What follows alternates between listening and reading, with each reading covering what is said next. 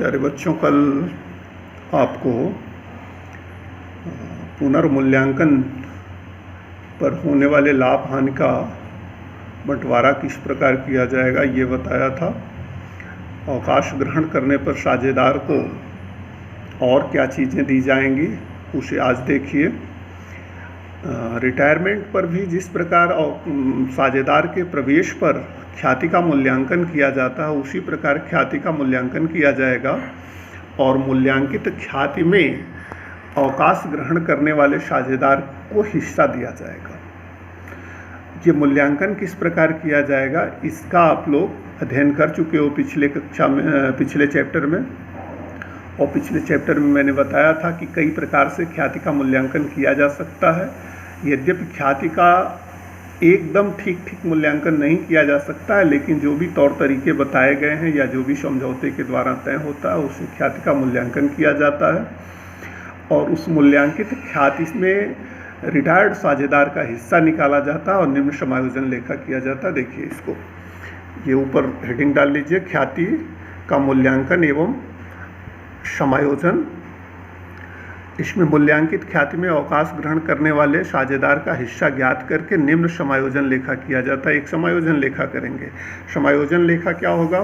Remaining partners capital account debtor इन gaining ratio. ठीक है, gaining ratio क्या?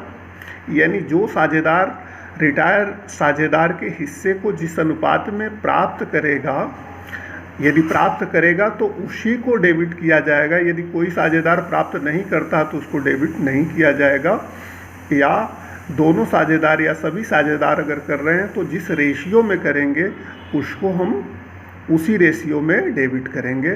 तो in gaining ratio remaining partners capital account debtor to retiring partners capital account, अवकाश ग्रहण करने वाले साझेदार के खाते को क्रेडिट कर देंगे। एक चीज़ और ध्यान रहे कि यदि चिट्ठे में पहले से ख्याति खाता खुला हुआ है, यानी चिट्ठे में पहले से ख्याति दिया गया है, तो इस ख्याति को आप समाप्त कर दोगे। यानी सभी साझेदारों में उनके पुराने लाभ विभाजन अनुपात में उसको बांट करके समाप्त करने के बाद फिर से मूल्यांकित ख्याति जो होगी, यानी नए मूल्यांकन जो किया जाएगा, उस नए मूल्यांकन में रिटायर्ड साझेदार का हिस्सा निकाल करके ये समायोजन लेखा किया जाएगा। इसके बाद आता है, ये सारी चीज़ें हो जाएंगी। होने के बाद एक बात आती है कि रिटायर्ड साझेदार को उसका हिस्सा किस प्रकार दिया जाए।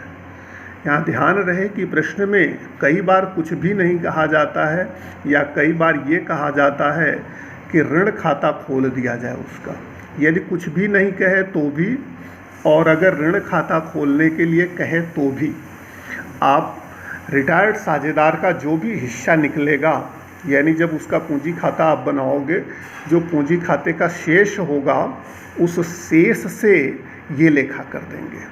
अवकाश ग्रहण करने वाले साझेदार का हिस्सा दिया जाना, उसका ऋण खाता खोला जाएगा और ऋण खाता खोलने के लिए लेखा हो जाएगा retiring partners capital account debtor to retiring partners loan account. अगर कहेगा तो भी, और अगर कुछ नहीं कहेगा तो भी लोन अकाउंट में इसको ट्रांसफ़र कर देंगे और उस लोन को धीरे धीरे करके फर्म चुकाएगी। अगर इस पर ब्याज देने का प्रावधान होगा तो ब्याज देगी, अन्यथा मूलधन ही धीरे धीरे करके चुकाएगी। अगर किसी प्रश्न में कह दे कि इसको नकद भुगतान कर दिया जाए तो नकद भुगतान करने के लिए लेखा हो जाएगा retiring partners capital account debtor to cash account.